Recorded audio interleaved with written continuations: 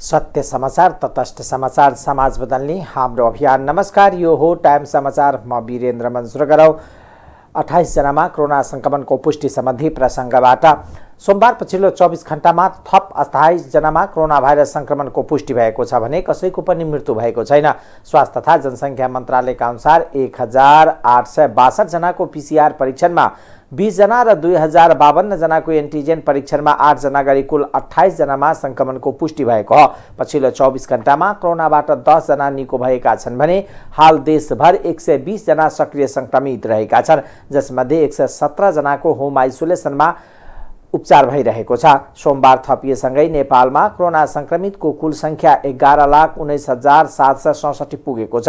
यो सँगै नेपालमा मृत्यु हुनेको संख्या 11,952 पुगेको छ भने 9,67,310 जना संक्रमण मुक्त भएका छन्।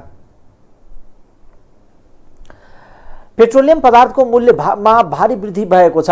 नेपाल आयल निगमले डिजल तथा मट्टीतेलमा प्रति लिटर 27 रुपैयाँले र पेट्रोलमा प्रति लिटर 21 रुपैयाँले मूल्य वृद्धि गरेको हो। आइतबार राति 12 बजेदेखि लागू हुने गरी निगम सञ्चालक समितिको बैठकले मूल्य वृद्धि गरेको छ। यससँगै 1 लिटर पेट्रोलको मूल्य 179 रुपैयाँ पुगेको छ। यसैगरी 1 लिटर डिजल र मट्टीतेल किन्न 192 रुपैयाँ तिर्नुपर्नेछ। निगमले हवाई इन्धनमा पनि आन्तरिकतर्फ 19 रुपैयाँले वृद्धि गरी 185 रुपैयाँ प्रति लिटर पुर्याएको छ। हवाई इन्धन बाह्यतर्फ भने 100 अमेरिकी डलरले मूल्य वृद्धि गरिएको छ। मध्य प्रदेश जनलोकपाल आयोगका पदाधिकारीले कर्मचारीको लापरवाहीका कारण बजेट फ्रिज हुने अवस्थामा पुगेको आरोप लगाएका छन्। आयोगका निमित्त कार्यालय प्रमुख दानिकान्त झाको लापरवाहीका कारण आयोगको करोडौं रकम फ्रिज हुने अवस्थामा पुगेको आयोगका पदाधिकारीको आरोप छ। आयोगका अध्यक्ष राम सहाय यादवले निमित्त प्रमुख झाले काम गर्न आलटाल गर्ने गरेकोले करोडौं रकम फ्रिज हुने अवस्थामा पुगेको बताउनुभयो। आयोग नयाँ संरचना रहेको भवनको मरम्मत सम्भारको 20 लाख, कम्प्युटर, एसी लगायतका सामान खरिदको 20 लाख, कुर्सी टेबल लगायतका फर्निचर लगायतका सामान खरिदका लागि 20 लाख, 4वटा सवारी खरिदका लागि 3 करोड रकम कार्यालय प्रमुख लापरवाहीको कारणले फ्रिज हुने अवस्थामा पुगेको अध्यक्ष यादवले बताउनुभयो। सवारी खरिदका लागि जेठ 5 गते टेन्डर गरिए पनि अन्य सामान खरिदको टेन्डर गर्न प्रमुख झाले आनाकानी गरिरहेको उहाँको भनाइ छ। भवन मरम्मत सम्भारका लागि चालु आर्थिक वर्षमा 30 लाख बजेट विनियोजन गरिएको छ, तर समयमा टेन्डर नगर्दा त्यसको पनि 10 लाख रकम फ्रिज हुने अवस्थामा पुगेको उहाँले बताउनुभयो। आफूले चाहेर पनि कर्मचारीहरूको बदमाशीका कारणले काम गर्न नसकेको बताएका छन्। नदिएको होइन, समयमै जानकारी गराएको। माननीय मुख्यमन्त्रीज्यूलाई पनि हामी 3 जना गएर उहाँकै उसमा निवासमा हामी मुकैमा खबरदारी गरेको, मुकैमा उहाँलाई जानकारी दिएका छौँ। त्यसपछि उहाँले भन्नुभयो, सचिवज्यूले भन्नुको लागि हामी आजभन्दा लगभग 10-12 दिन गरी सचिवज्यूले पनि भन्यौँ, मुख्यमन्त्रीजीले पनि भन्यौँ। हिजो चाहिँ प्रमुख सचिवज्यूले पनि भन्यौँ हामीले, अनि प्रमुख सचिवज्यूलाई हामीले नादिकान्तजीको चाहिँ नम्बर पनि दिएका थियौँ, कन्ट्याक्ट नम्बर। अनि त्यसपछि उहाँले भन्नुभयो, होइन मेरो त फोनै उठाइरहनु भएको छैन। प्रमुख सचिवजीको पनि फोन उहाँले हिजो उठाउनु भएन। त्यसपछि अब हाम्रो कुरा यहाँहरूको मार्फत कमसेकम उहाँको कानमा, दानिकान्त झाजीको कानमा जाओस्, सम्बन्धित निकायको कानमा जाओस्, हामी माथि दोष नलागोस्। किनभने हामीले चाहिँ गर्ने काम भन्दाखेरि यो भ्रष्टाचार निवारण कसरी हुन्छ, अनि अनियमितता कसरी कम हुन्छ, हाम्रो पाठो चाहिँ मुद्दा हेर्ने र यो कार्यालयको व्यवस्थापन गर्ने काम कार्यालयतर्फको कर्मचारीको हो। तर उहाँहरूले चाहिँ हाम्रो चाहिँ कुरा सुनिरहनु भएको छैन, अटेरी गएर बसिरहनु भएको छ। र यो कुरा हामी चाहिँ मुकैमा सम्बन्धित निकायको पदाधिकारीज्यू समक्ष, यहाँसम्म कि मुख्यमन्त्रीज्यू समक्ष, माननीय मुख्यमन्त्रीज्यूलाई पनि हामीले समयमा जानकारी गरायौँ। अब फेरि हामी चाहिँ यहाँहरूको मार्फत पनि सम्बन्धित निकायमा यो कुरा गइ नै हाल्छ। फेरि पनि हामी चाहिँ हिजो चाहिँ प्रमुख सचिवज्यूलाई भन्यौँ। अब उहाँको पनि कुरा उहाँले सुन्नुहुन्न, फोनै उठाउनुहुन्न भने हामी फेरि मुख्यमन्त्रीज्यू समक्ष हामी यो कुरा राख्छौँ। त्यसपछि मान्नु भएन भने यो जिम्मेवारी पुरा सरकारको जान्छ। किनभने कर्मचारी यदि कुरा मान्दैन भने, कर्मचारी गलत काम गर्छ भने सरकारले हेर्ने हो, सरकारले कर्मचारी चेन्ज गर्ने हो, सरकारले अर्को कर्मचारी, अनुशासित कर्मचारी, काम गर्ने कर्मचारी सरकारले दिनु हो। हामीले चाहिँ पहल मात्र गऱ्यौँ। हामीले चाहिँ पटक पटक पहल पनि विगतमा पनि गऱ्यौँ, आज पनि गरिरहेका छौँ, हिजो पनि गरेका छौँ, भोलि पनि गर्छौँ। इलेक्ट्रोनिक सामग्री खरिदका लागि मुख्यमन्त्री कार्यालयका प्राविधिकले प्रक्रिया अगाडि बढाइसकेकोमा झाले टेन्डर निकाली कोटेसनको भरमा सामान खरिद गर्ने दाउमा रहेको उहाँले बताउनुभयो। आर्थिक अनियमितता सुशासन पालन गर्ने संस्था भएकोले ऐन कानुन सम्बद्ध खरिद हुनुपर्नेमा जोड दिइरहेको अध्यक्ष यादवले बताउनुभयो। तर हामी कोटेसन भन्दा टेन्डरको मार्फत सामान खरिद गर्नुपर्ने हाम्रो भनाइ हो। यता निमित्त प्रमुख दानीकान्त झाले मानव संसाधनको अभावमा काम गर्न नसकेको बताउनुभयो। कार्यालयमा हालसम्म 14वटा उजुरी परेको छ र आवश्यक मानव संसाधन अर्थात् कर्मचारीको अभावले गर्दाखेरि यो कारबाहीको प्रक्रिया अगाडि बढाउन सकिएको छ। कानुनको अभाव कतिको फर्किरहेको छ, जस्तै नियमावली निर्देशका नियमावलीको अभावले गर्दाखेरि पनि काम अगाडि बढाउन अलि अप्ठ्यारो भएको छ। अब नियमावली आउने क्रममा छ। अनि यो जसरी सामान खरिदहरूको कुरा बजारमा आइरहेछ त्यो अलि भएन। कार्यालयको रकम धेरै फ्रिज भइरहेको छ। औचित्यतामाथि कार्यालयकै औचित्यतामाथि प्रश्न उठिरहेको छ। के कार्यालयको औचित्यतामाथि त प्रश्न उठाउन अलि मिल्दैन, किनभने यो प्रदेशलाई नियमित बनाउनको लागि, प्रदेशलाई भ्रष्टाचार मुक्त बनाउनको लागि यस्तो किसिमको कार्यालय आयोगको नितान्त आवश्यक छ यहाँ। तर काम अगाडि बढाउनको लागि म अगाडि पनि भन्दै मानव संसाधनको अभाव छ। यहाँ भवन मडम सम्भार र के भन्छ त्यो इलेक्ट्रोनिक्स आइटमहरूमा ढिलाइको कारणले गर्दा चाहिँ बजेट फ्री हुन गएको भन्ने पनि आरोप छ। त्यसै तालिमहरू लगायतका विभिन्न शीर्षकहरूमा बजेट फ्री भएको। अब जुनसुकै कामको लागि त कुनै पनि काम गर्नको लागि यहाँ त कर्मचारी चाहिन्छ नि। अब कर्मचारी नै नभएको खण्डमा कुनै काम अगाडि बढाउनको लागि अप्ठ्यारो हुन्छ। टेन्डर भवनलाई लगायतमा नगर्नुको कारण के होला? त्यो अब त्यसको लागि आवश्यक जनशक्ति चाहिन्छ, प्राविधिक मूल्याङ्कन गर्नु पर्यो, प्राविधिकबाट स्पेसिफिकेसन लागत अनुमान तयार गर्नु पर्यो। अब यो कार्यालयमा छैन, अन्य कार्यालयबाट सहयोग लिनुपर्छ। अब अन्य कार्यालयबाट सहयोग लिँदाखेरि अब उहाँहरू पनि आफ्नो कार्यालयको काममा व्यस्त रहनु भएको छ। अब समयमा आउन सकेन। कतिजनाको दरबन्दी हो र अहिले कतिजना कार्यरत हुनुहुन्छ? अब दरबन्दी यहाँ अहिले 33 जना छ अनि 33 जनामा 1 जना कार्यरत छ। झाले कर्मचारीको अभाव र कानुनको अभावका कारणले काम गर्न नसकेको बताउनुभयो।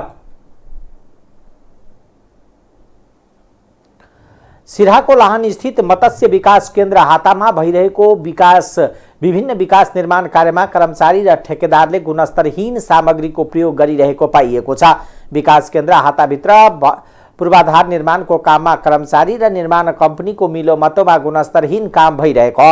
मत्स्य विकास केन्द्रमा सल्हेस कन्स्ट्रक्सन लाहानले 15,172 मिटर लामो फिनिङ क्यानल नाला निर्माणको ठेक्का स्वीकार गरी काम गरिरहेको छ। विकास निर्माणको काममा 1 नम्बर इँटा प्रयोग गर्नुपर्ने हो, तर यसमा तोकेको भन्दा कम गुणस्तरको इँटा प्रयोग भइरहेको पाइएको छ। कम गुणस्तरको इँटा प्रयोग नगर्न निर्माण कामको निरीक्षण गर्ने जिम्मेवारी पाएको साइड इन्जिनियर राम विश्वास भण्डारीले तात्काल इँटा फेर्न भने ठेकेदारलाई अटेर गरी गुणस्तरहीन इँटा प्रयोग गर्ने गरिरहेको बताउनुभयो। इन्जिनियर भण्डारीले मैले ठेकेदारले प्रयोग गरेको इँटा गुणस्तरहीन देखेपछि प्रयोग नगर्न भनिसकेको छु। मैले बारम्बार भनिरहेको पनि ठेकेदारले बेवास्ता गरी निर्माण कम्पनीकै निजी प्राविधिक सञ्जीव ठाकुरले पनि कमसन इँटा प्रयोग भइरहेको स्वीकार गर्नुभयो। उहाँले इँटा उद्योगको लापरवाहीका कारण केही इँटा नराम्रो आएको हो, मैले तात्काल नल्याउन भनिसकेको छु। मत्स्य विकास केन्द्रका प्रमुख मुङ्गालाल चौधरीले समेत इँटा फेर्न भनेको बताउनुभयो। चौधरीले ठेकेदारलाई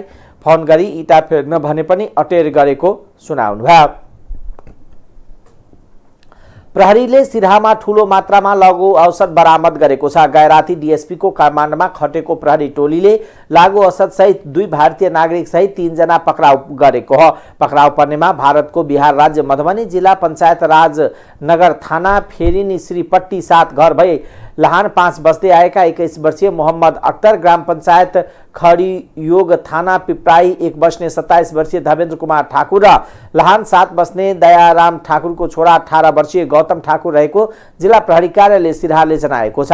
आइतबार राति 11 बजे इलाका प्रहरी कार्यालय लहानबाट प्रहरी नायब उपरीक्षक कुमार प्रसाद मैनालीको नेतृत्वमा खटेको प्रहरी टोलीले विशेष सूचनाको आधारमा लहान नगरपालिका 8 स्थितमा मोहम्मद अफजतले सञ्चालन गरेको अल्मुनियम पसल र लहान 1 स्थित रहेको दयाराम ठाकुरको घरमा खान तलासी गर्दा लागु औषध फेला परेको प्रहरी प्रवक्ता प्रहरी नायब परीक्षक सुभाष बुढाथोकीले जानकारी दिनुभयो। प्रहरीले पसल र घरबाट फेरागन 645 एम्पुल, डाइजेम 645 एम्पुल, फेर 645 एम्पुल, नाइट्रोभेट 480 ट्याब्लेट, डाइलेक्स डीसी 439 बोतल र स्पाम्पोक्सिन भिन 432 ट्याब्लेट बरामद गरेको छ। त्यस्तै प्रहरीले ज1 प 4758 नम्बरको मोटरसाइकल नगद 43,500 रुपैयाँ र 3वटा मोबाइल बरामद गरेको छ। यस सम्बन्धमा थप अनुसन्धान भइरहेको जिल्ला प्रहरी कार्यालय सिराहाले जनाएको छ। झापाको रतुवा खोलामा अविरल वर्षापछि आएको बाढीले जमिन कटान गर्दा 13 घर परिवार विस्थापित भएका छन् भने 25 घर डुबानमा परेको छ।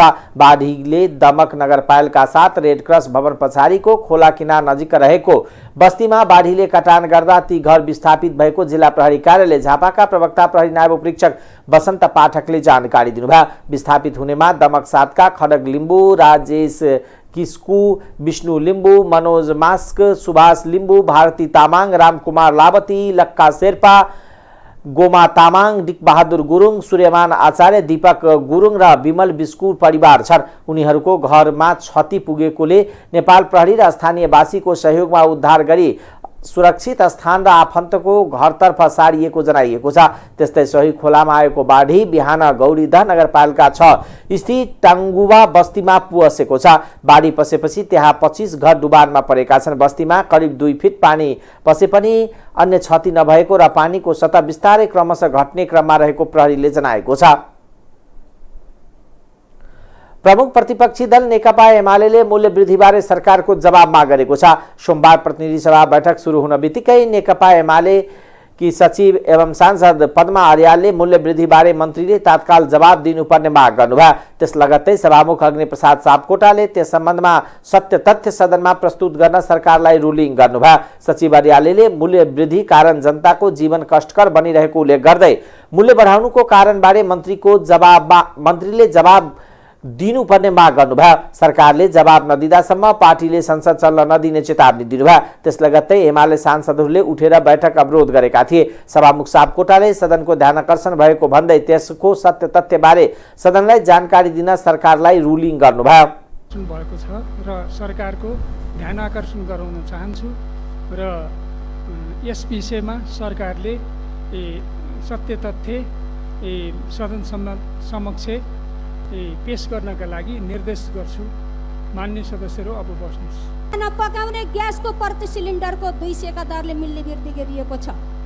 यो समेत गर्दा अरबौंको पैसा हुन्छ। सभामुख महोदय, यो पैसा कहाँ गएको छ? सभामुख महोदय, मैले यो प्रश्न गर्न चाहन्छु र मैले फेरि सोध्न चाहन्छु। सभामुख महोदय, यत्रो ठुलो घोटाला गरिएको रकम सीमित व्यक्तिहरूको खल्तीमा जान्छ कि माननीय मन्त्रीहरूको भागमा पनि पर्छ? सम्माननीय सभामुख महोदय, म यसको जवाफ जान्न चाहन्छु।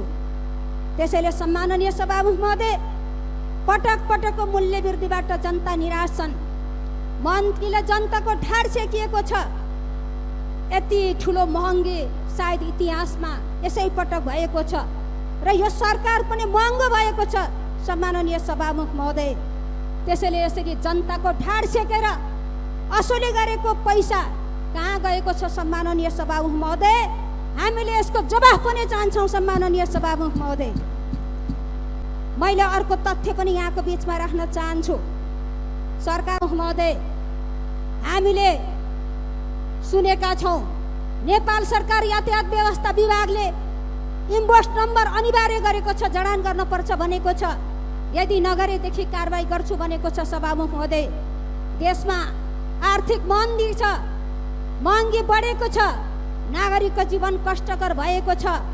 तर यस्तो अवस्थामा पनि इन्भोइस नम्बर अनिवार्य गर्नुपर्ने बाध्यता सरकारलाई के कारणले आइलाग्यो? सभामुख महोदय, यो प्रश्न पनि अनुत्तरित छ।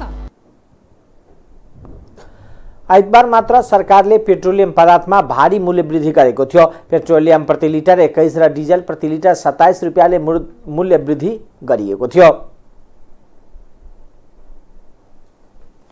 अर्थमन्त्री जनार्दन शर्माले कृषि प्रधान देशले वार्षिक 3.5 खर्ब खाद्य वस्तु आयात गरेर देश बनाउन नसक्ने बताउनु भएको छ। सोमबार प्रतिनिधि सभा अन्तर्गतको उद्योग तथा वाणिज्य, श्रम तथा उपभोक्ता हित समितिको बैठकमा बोल्दै अर्थमन्त्री शर्माले यस्तो बताउनु भएको हो। उहाँले देशमा 3.5 खर्बको खाद्य वस्तु आयात गरेर देश बनाउन नसकिने भएकोले आगामी आर्थिक वर्षको नीति तथा कार्यक्रम देशको उत्पादनलाई प्राथमिकता दिने गरेर आएको उल्लेख गर्नुभयो। मन्त्री शर्माले सरकारी कार्यालयहरूमा विदेशी आयातित वस्तुभन्दा देशभित्र नै उत्पादन भएको वस्तु प्रयोग गर्नुपर्ने नीति आएको जिकिर गर्नुभयो। उहाँले सरकारी कार्यालयहरूका विभिन्न बैठकहरूमा नेपाली बिस्कुट नै प्रयोग गर्न आग्रह समेत गर्नुभयो। उद्योग वाणिज्य तथा आपूर्ति मन्त्री धीरेन्द्र प्रसाद बडुले पेट्रोलियम पदार्थको मूल्य बढाउनु पर्ने बाध्यात्मक अवस्था रहेकोमा सरकार रहेको बताउनुभयो।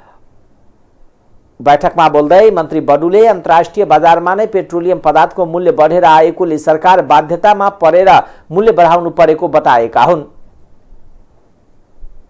आन्दोलन गरेको कुरालाई सम्बोधन गर्दा हाम्रो नीति र यो कुरा अलिकति तालमेल मिलेको छैन। यो जानी बुझी गरेको कुनै मिस्टेक भएको होइन। किनभने महिलाहरूको मागलाई सम्बोधन गर्नुपर्ने, त्यसमा कसैको प्रतिक्रिया नहुने, कसैले त्यसमा कुरा नउठाउने, उद्योगीहरूले हामीसँग छ है भनेर नभन्ने, उपभोक्ता समितिहरू देशमा छ है भनेर नभन्ने। तर त्यो एकलौटी त्यो नाराको आन्दोलनको जिम्मेवार अर्थ मन्त्रालय हुनुपर्ने परिस्थिति फेरि पनि तयार भइरहेको, फेरि पनि अहिले नभएको त्यही अवस्था हुने अवस्था सिर्जना भएको हुनाले सम्बोधन गरिएको कुरा म जानकारी गराउन चाहन्छु। अब र सँगसँगै के कुरा पनि ध्यान दिएको छ त्यसो गर्दा भन्दाखेरि अब यहाँ आउने उजुरीहरूको बारेमा पनि एकचोटि के हो भनेर बुझ्न पनि म आग्रह गर्न चाहन्छु सचिवालयलाई। र यो अहिले के गरिएको छ भने सेनिटरी प्याडको उत्पादन नेपालमा भएका उद्योगहरूले गत वर्ष केही वर्ष अगाडि गरेको व्यापार त्यसको सबै कुरा रेकर्ड अर्थ मन्त्रालयसँग हुन्छ, करसँग हुन्छ, भन्जारसँग हुन्छ। त्यो रेकर्ड अनुसार उहाँहरूले जम्मा 140 करोडको बढीमा 150 भन्दा तलको मात्रै व्यापार गरिरहेको अवस्था छ। उहाँको उत्पादन क्षमता त्यति हो, उहाँहरूले गर्ने उत्पादन त्यति हो। अहिले यो निर्णय गर्दै सेनिटरी प्याडलाई बाहिरबाट आउनलाई छुट दिँदै गर्दा स्थानीय तह, प्रदेश र सङ्घीय सरकारले किन्ने सेनिटरी प्याड करिब 200 करोड बराबरको सरकारले नै किन्ने गरेको हुनाले त्यो 200 करोडको किन्नका लागि आफ्ना देशभित्रै उत्पादन भएको सेनिटरी प्याड किन्ने भन्ने समेत निर्णय भएको कुरा पनि म जानकारी गराउन चाहन्छु, जसले गर्दा हाम्रा उद्योगहरूको संरक्षण गर्ने कुरा लिएको छ। एकातिर महिलाहरूको आवाजलाई पनि सम्बोधन गरिएको छ, अर्कोतिर घरेलु हाम्रा देशका उद्योगहरूलाई संरक्षण गर्ने नीति पनि सँगसँगै लिएको छ। यो कुरा हो। पछि उहाँहरू आउनु भएको थियो, मैले उद्योगी साथीहरू आउनु भएको थियो भने तपाईँहरू किन आफ्नो मालको बारेमा तपाईँहरू बोल्नु भएन? आन्दोलनको बेला हामीले हटाउन त सक्दैन, सभापति हजुरले पनि सक्नुहुन्न, हामी पनि कोही सक्दैन। गाउँका ठुला जोनहरू बनाएर त्यसलाई 3 वर्ष लाग्छ, 1 वर्षमा हामी सक्दैनौँ। 3 वर्षमा स्याउ पनि प्रतिस्थापन हामी गर्न सक्छौँ। कर्ताले त आफ्नो के भन्छ प्रफिट हुने भएन, चलाउने होला। त्यसकारण सरकारले गर्नुपर्ने के हो हामी त्यो पनि मोडालिटीभित्र राख्छौँ। र निजी क्षेत्रले गर्नुपर्ने विषय के हुन्छ त्यो शर्तहरू सहितको एउटा बराबरको स्थिति, प्रतिस्पर्धाको स्थितिमा आएर हामी त्यो उद्योग सञ्चालनलाई अगाडि बढाउँछौँ। अहिलेको अवस्था यो हो, म यसलाई यसरी स्पष्ट गर्न चाहन्छु। त्यसकारणले भएका उद्योगहरूको क्षमता फुल स्विङमा लैजाने, बन्द भएका उद्योगहरू सञ्चालनमा प्राइभेट सेक्टरलाई पनि सहभागी गराउने, सरकारले सक्ने सरकारले चलाउने र उसको उपभोगका निमित्त पनि हामी यदि एउटा नीतिगत रूपमा पनि अगाडि गयौँ र कार्यक्रम सहित गयौँ भने मलाई लाग्छ हामी आउने यो वर्षपछि पनि एउटा परिस्थिति बन्छ। हामी आजको भन्दा केही अगाडि जरुर हुन्छौँ उपभोक्ता, चाहे त्यो फर्निचर उद्योगको कुरा होस्, चाहे कपडा उद्योगको कुरा होस्। हामी हाम्रो उत्पादनलाई उपभोगमा ल्याउने त्योभन्दा धेरै घटाइहाल्ने अवस्थामा सरकार पनि रहेन। त्यसकारणले सरकारलाई चाहिने राजस्व पनि आखिर विभिन्न बुदाहरूबाट आउँछ, एउटा यो पनि। त्यसकारणले अहिलेको अवस्था यो हो र हामीले पब्लिकको दैनिक उपभोगको वस्तु भयो यो के भन्छ एलपी ग्यास, खाना पकाउने ग्यास, त्यसमा चाहिँ बढाउन दिएनौँ। यदि बढाउनु पर्या भए त 751 रुपियाँ बढेर आइरहेका छ।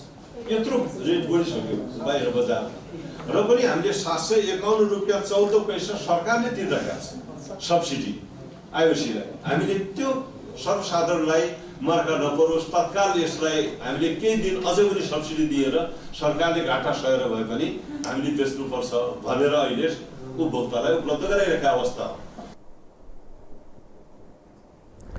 उहाँले पेट्रोलियम पदार्थ नेपालको उत्पादन नभएकोले बाहिरबाट महँगोमा खरिद गर्नुपर्ने परेको र सस्तोमा बेच्न सक्ने अवस्थामा सरकार नरहेको जिकिर गर्नुभयो। गृहमन्त्री बालकृष्ण खानले विविध कारणले मानव जीवनमा उत्पन्न हुने तनाव, चिन्ता, रिस, आक्रोश, द्वेष, विचलनलाई नियन्त्रण गर्न योगाभ्यासलाई सहयोग गर्ने बताउनु भएको छ। 8औं अन्तर्राष्ट्रिय योग दिवसको अवसरमा सोमबार प्रहरी प्रधान कार्यालयमा आयोजित योग शिविर तथा उत्प्रेरणा कार्यक्रमलाई सम्बोधन गर्दै उहाँले मानिसको भौतिक शरीर, मानसिक अनुभूति र शारीरिक अवस्थालाई सन्तुलनमा राखी तनाव कम गर्न तथा जीवनलाई शान्त, फलदायी र उत्पादनमूलक बनाउन योग प्रभावकारी हुने उल्लेख गर्नुभयो। गृहमन्त्री खानले समाजमा हुने विभिन्न प्रकारका घटना, दुर्घटना र अपराधको प्रभावकारी रोकथाम तथा नियन्त्रण गरी समाज र नागरिकलाई सुरक्षित राख्न जटिल प्रकृतिको जिम्मेवारी वहन गर्ने सन्दर्भमा प्रहरी कर्मचारीको तनाव व्यवस्थापनमा योग अभ्यास अधिक महत्त्वपूर्ण रहेको विचार व्यक्त गर्नुभयो। उहाँले मानवताका लागि योग भन्ने नारालाई आत्मसात गरी समाज र राष्ट्रको हित तथा विकासमा आफूलाई समर्पित गर्न पनि आग्रह गर्नुभयो। उहाँले योग र प्राणायामको नियमित अभ्यासले मानव शरीर तथा मस्तिष्कलाई सन्तुलित र स्वस्थ राखी सकारात्मक सोच विकास गर्ने चर्चा गर्नुभयो। अभ्यास रहेको यसको ऐतिहासिक पृष्ठभूमि रहेको छ। आज विश्वव्यापी रूपमा पतञ्जलि औषधि र योगको माध्यमबाट हामीलाई स्वस्थ र जीवन एक वरदानको रूपमा प्राप्त भएको छ। योगा फर ह्युमेनिटी भन्ने नाराका साथ 8औं अन्तर्राष्ट्रिय योग दिवस मनाउने क्रममा नेपाल प्रहरीको यस खुला मैदानमा योगको अभ्यास गरिरहँदा सम्पूर्ण नेपाली दाजुभाइ दिदीबहिनीहरूमा कुनै पनि देशभाव र मनमुटाव नराखी एक आपसमा सद्भाव, सौहार्दता, मेलमिलाप र हार्दिकताको सम्बन्ध कायम गरी पवित्र मनोभावका साथ समाज र राष्ट्रको हित र विकासमा आफूलाई समर्पित गर्न विशेष आग्रह गर्दछु। योग र प्राणायामले मानव शरीर र मस्तिष्कलाई स्वस्थ राखी सकारात्मक सोचको विकास गर्दछ, असल भाव र रचनात्मक विचारको प्रस्फुटन गर्दछ। समाजका सबै क्षेत्रमा योगको उपादेयता छ। योग एक जीवन पद्धति हो जसको माध्यमबाट सुख, शान्ति, ज्ञान प्राप्त गर्न सकिन्छ। यसको नियम रिस, आक्रोश, द्वेष, विचलनलाई नियन्त्रण गरी मानिस पतञ्जलि योगको सन्देश नेपाल प्रहरी हुँदै नेपाली सेनामा पनि आर्मी हेडक्वार्टरमा आजका प्रमुख प्रशिक्षक श्री वरिष्ठ गुरु लब्धे मिश्रजीबाट करिब 7वटा योग सेसनहरू सञ्चालन भइसकेको छ र योग प्रशिक्षकहरू 125 जना उत्पादन भइसकेको छ र त्यस्तै शस्त्रमा पनि गृह मन्त्रालयको आदेशमा 3 वर्ष पहिला सशस्त्र प्रहरी प्रधान कार्यालय र नेपाल प्रहरी प्रधान कार्यालयबाट 10 जना प्रहरी अधिकृत तथा जवानहरू हरिद्वार गएर योगको तालिम प्राप्त गरेर फर्किसकेका छन्। म आफ्नो मातृ संस्था नेपाल प्रहरीलाई स्वस्थ बनाउन चाहन्छु। यसै सिलसिलामा विगत 17 वर्षदेखि म पतञ्जलि योग समितिमा आबद्ध छु र सो अनुसार मैले हरेक ठाउँमा विशेष गरेर नेपाल प्रहरीको हरेक युनिट इकाइहरूमा पतञ्जलि योग समितिका श्रद्धेय गुरुजीहरूलाई आग्रह गर्दै योग कक्षाहरू सञ्चालन गरेको छु। प्रहरी महानिरीक्षक धीरज प्रताप सिंहले नियमित योगाभ्यासले शरीर र मस्तिष्कलाई चुस्त स्फूर्ति राखी शारीरिक विकारबाट मुक्ति दिलाउन मद्दत गर्ने बताउनुभयो। सर्वोच्च अदालतले वर्गीकरण नभएका जग्गा धितो राख्न नपाउने सरकारको निर्णय कार्यान्वयनमा अन्तरिम कालका लागि रोक लगाएको छ। विष्णु बहादुर सुनवारको निवेदनमाथि सुनवाई गर्दै न्यायाधीश ईश्वर प्रसाद खतिवड़ाको इजलासले सोमबार उक्त आदेश दिएको हो। मन्त्री परिषदले भूमि व्यवस्था, सहकारी तथा गरिबी निवारण मन्त्री शशि श्रेष्ठको प्रस्तावमा जग्गाको वर्गीकरण नभएसम्म बैंक तथा वित्तीय संस्थाबाट जग्गाको धितो बन्धक पारित नहुने निर्णय गरेको थियो। खेतीयोग्य जग्गा र गैर कृषि क्षेत्रको जग्गा भनी वर्गीकरण भएपछि मात्र धितो बन्धक राख्न पाउने सरकारको निर्णय थियो। उक्त निर्णय कार्यान्वयन नगर्ने सर्वोच्चले जारी गरेको आदेशमा भनिएको छ। हालसम्म पनि जग्गाको वर्गीकरण भइसकेको देखिँदैन। जग्गाको वर्गीकरण नभएसम्म अनिश्चितकालसम्म जग्गा जमिन धितो बन्दकी राख्न नपाउने व्यवस्था गर्दा नागरिकको मौलिक हकसँग सम्बन्धित कतिपय कुरामा अनुचित असर पर्न जाने भएकोले निवेदकको अन्तिम टुङ्गो नलागेसम्म कार्यान्वयन नगराउनु सरकारको उक्त निर्णय विरुद्ध संसदमा पनि आवाज उठेको थियो। उच्च शिक्षा अध्ययनका लागि विदेश जाने विद्यार्थीका लागि जग्गा धितो राख्न नपाउँदा समस्यामा परेका सांसदहरूको भनाइ थियो। जसपाकी सांसद नरमाया ढकालले सोमबार प्रतिनिधि सभा बैठकमा उक्त कुरा उठाएकी थिइन्। उच्च शिक्षाका लागि वर्षेनी नेपालबाट हजारौं युवा युवती विदेशी रहेका छन्। उनीहरूलाई उचित शिक्षा नेपालमै दिन सक्ने बनाउन सकेको छैन। तर अहिले उनीहरूलाई सरकारका कारण अर्को समस्या थपिएको छ। उहाँले भन्नुभयो, जग्गा राखेर ऋण दिने व्यवस्था रोकिँदा उच्च शिक्षाका लागि विदेश जाने तयारीमा करोडौं लगानी गरेका विद्यार्थी अहिले मारमा छन्। विद्यार्थीको रकम डुब्ने भएकोले सरकारलाई वैकल्पिक निर्णय गर्न जसपाकी सांसद ढकालको आग्रह छ। राष्ट्रिय प्रजातन्त्र पार्टी राप्रपाले पेट्रोलियम पदार्थमा भएको मूल्य वृद्धिको कारण मागेको छ। नेपाल आयल निगमलाई सोमबार पत्र बुझाउँदै राप्रपाले मूल्य वृद्धिसँग सम्बन्धित 7 वटा प्रश्नको जवाब माग गरेको छ।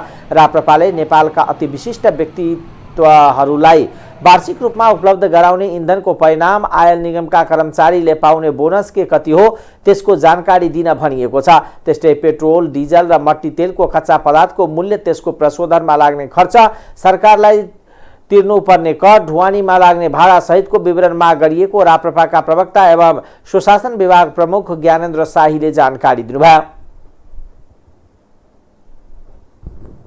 5 गते 2069 साल असार 5 गते आइतबार राति 12 बजेबाट लागू हुने गरी पेट्रोलमा 21 रुपियाँ, डिजेलमा 27 रुपियाँ मूल्य वृद्धि गर्यो। त्यो मूल्य वृद्धि चाहिँ कसरी भयो? किनभने हामीले अन्तर्राष्ट्रिय बजारमा आज तेलको मूल्य कति छ? तेल त सस्तै छ। भारतको मूल्य वृद्धिलाई ल्याएर नेपालमा कम्पेयर गर्न मिल्दैन। भारतमा तेल चाहिँ प्राइभेट कम्पनीहरूले बेच्दछन्, नेपालमा तेल चाहिँ नेपाल सरकारले बेच्दछ। त्यो भएको कारणले गर्दा हामी यहाँको अहिले सरकारलाई प्रति लिटर पेट्रोल, डिजेल र मट्टी तेल कच्चा पदार्थको मूल्य कति पर्छ पहिला यो जनतालाई जानकारी गराइदिनु पर्यो। त्यसैगरी प्रति लिटर पेट्रोल, डिजेल र मट्टी तेलको शुद्धिकरण चार्ज कति लाग्छ त्यो पनि बताइदिनु पर्यो। त्यसै प्रति लिटर डिजेल, पेट्रोल र मट्टी तेलको बराबरको कर कति लाग्छ, त्यसैगरी प्रति लिटर पेट्रोल, डिजेल र मट्टी तेलको भाडा दर कति लाग्छ, त्यसैगरी प्रति लिटर पेट्रोल, डिजेल र मट्टी तेलमा अन्य चार्ज के कति लाग्छ वा लाग्दैन भन्ने कुरामा जनतालाई स्पष्ट पार्नुपर्छ। र त्यस्तै गरी नेपालका भिभिआइपीहरू, नेपालका भिभिआइपी पूर्व प्रधानमन्त्री, राष्ट्रपति, पूर्व मन्त्रीहरू, पूर्व प्रधान न्यायाधीशहरूलाई नेपाल आयल निगमले, नेपाल सरकारले पटक पटक तेल उपलब्ध गराउँछ।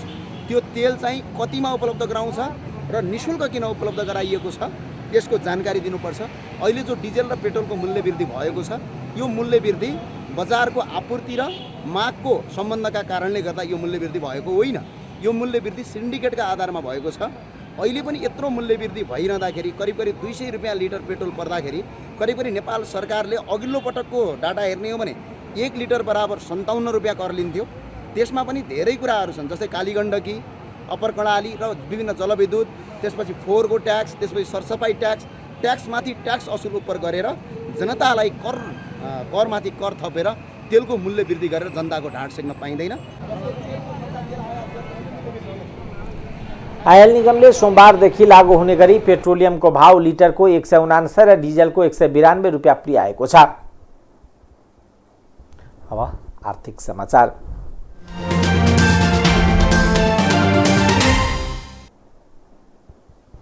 आगामी साउनपछि बजारमा चिनी अभाव हुने सम्भावना रहेको उद्योगीहरूले बताएका छन्। भारतले चिनी निर्यातमा प्रतिबन्ध लगाएसँगै नेपालमा हुने आयात रोकिएकोले अभावको सम्भावना बढेको उनीहरूको भनाइ छ। उद्योगीहरूका अनुसार अहिले उनीहरूसँग करिब 30,000 मेट्रिक टन मात्र चिनी मौजाद छ।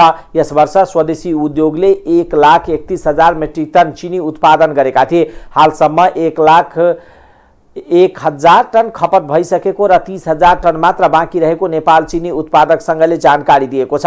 सरकारी अनुदानको चिनी आयात र बिक्री गर्ने सार्वजनिक कर्पोरेसनसँग पनि मौजाद शून्य भएकोले भारतले निर्यात खुल्ला नगरेको खण्डमा साउनपछि बजारमा चिनीको हाहाकार हुन सक्ने संघको भनाइ छ। संघका महासचिव राजकुमार अग्रवालले तात्काललाई चिनी अभाव नभए पनि साउन अन्तिमदेखि अभाव बढ्दै जाने बताउनुभयो। नेपालमा वार्षिक 2,50,000 मेट्रिक टन चिनी खपत हुन्छ, तर स्वदेशी उत्पादन 1,31,000 टन मात्र हुँदा हामीलाई करिब 1,19,000 टन नपुग हुन्छ। भारतीय प्रतिबन्धका कारण व्यापारीले आयात गर्न गाह्रो छ, त्यसकारणले अभाव हुने निश्चित जस्तै छ।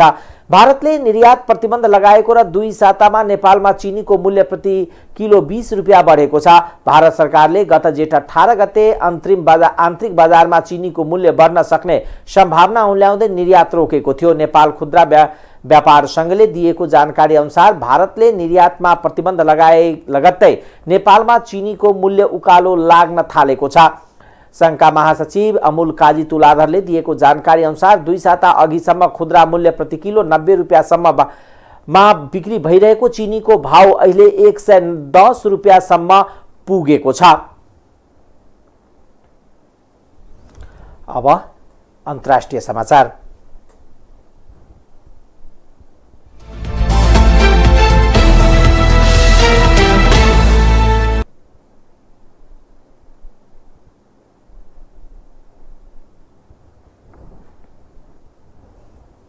भीषण वर्षाका कारण भारत र बंगलादेशको जनजीवन प्रभावित भएको छ।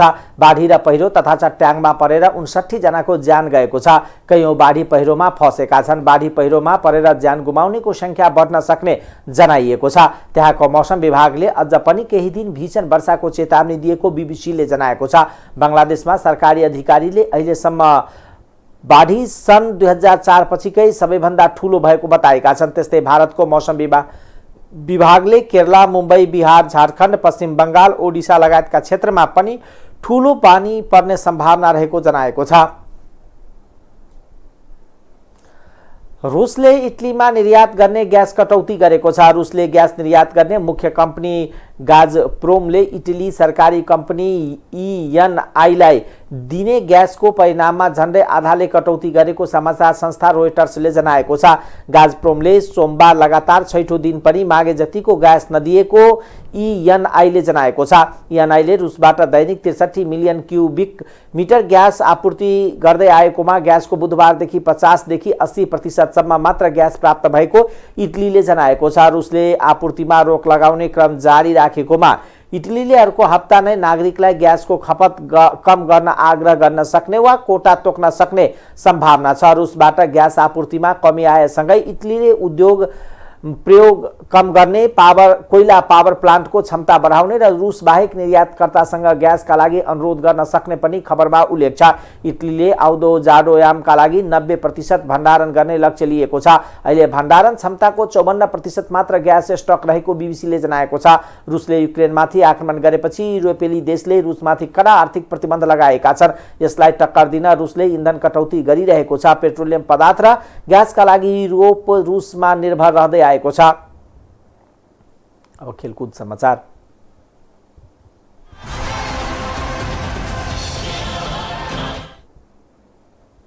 नेपाली महिला क्रिकेट टोली मलेसियामा भइरहेको ACC महिला T20 च्याम्पियनशिपको सेमिफाइनलमा प्रवेश गरेको छ।